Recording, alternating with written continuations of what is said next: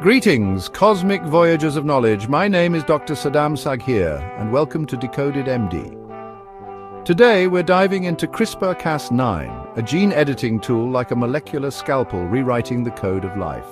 It promises cures for genetic diseases and a new era in medicine, but also profound ethical challenges. We'll navigate this complex terrain with Françoise Baylis's book, Altered Inheritance. Imagine the intricate dance of molecules within our cells, the DNA that dictates so much of who we are. Then came CRISPR-Cas9, making gene editing faster, cheaper, and more precise. This breakthrough opens doors to altering the human germline. We can treat genetic diseases and design future generations, but just because we can, should we? Françoise Baylis notes, science races ahead of ethics, law, and public consensus. It's crucial to distinguish between somatic and germline gene editing. Somatic editing targets non-reproductive cells, affecting only the individual. Germline editing alters sperm, eggs, or embryos, affecting future generations. The implications are staggering. Unintended consequences may not manifest for generations.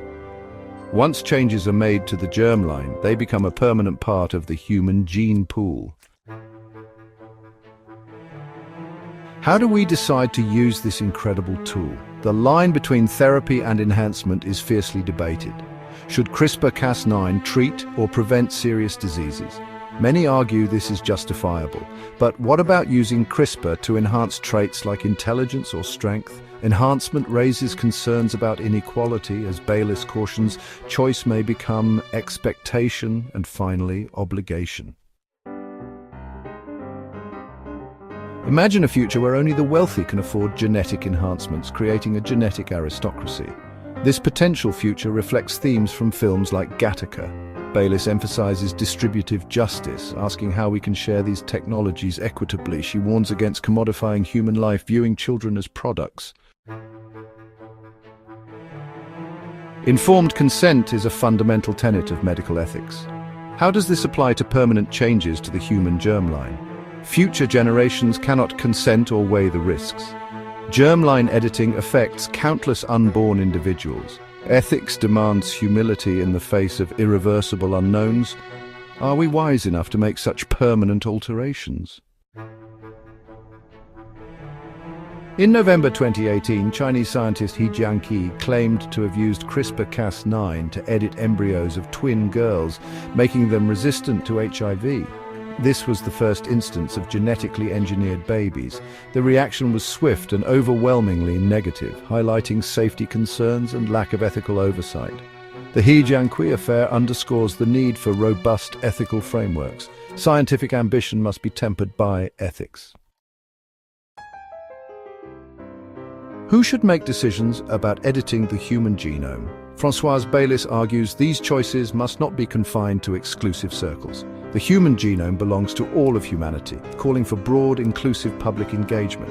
Baylis champions public deliberation, fostering dialogues where diverse voices can be heard. Enhancing ethical literacy across society is crucial for meaningful participation. The question is not just what we can do, but what kind of society we want to be. In our pursuit of genetic perfection, Françoise Baylis asks if embracing imperfection is a moral virtue. Disability advocates argue editing out disabilities devalues certain lives. Can we progress without erasing human variation's richness? Given the power of CRISPR and the ethical questions it raises, many call for a global moratorium on heritable genome editing. This isn't about stifling inquiry, but recognizing the need for deeper societal conversation. Baylis warns that a moratorium should not be a delay tactic, but an active period of ethical deliberation. We must build robust, transparent governance structures. The universe has given us a powerful tool. Now we must cultivate the wisdom to use it.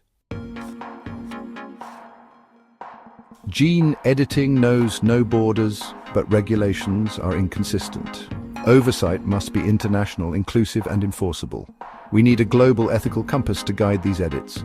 CRISPR's legacy is scientific, moral, and philosophical. It's about defining our shared values and collective responsibility. As we stand at this extraordinary juncture, Françoise Baylis urges us to ask fundamental questions about our world. Altered Inheritance is a profound meditation on power and responsibility. It's a call for wisdom, humility, and a collective conversation. The choices we make today will echo through time. Thank you for joining me, Dr. Saddam Sagir, on Decoded MD. Subscribe for more explorations into medicine, science, ethics, and society.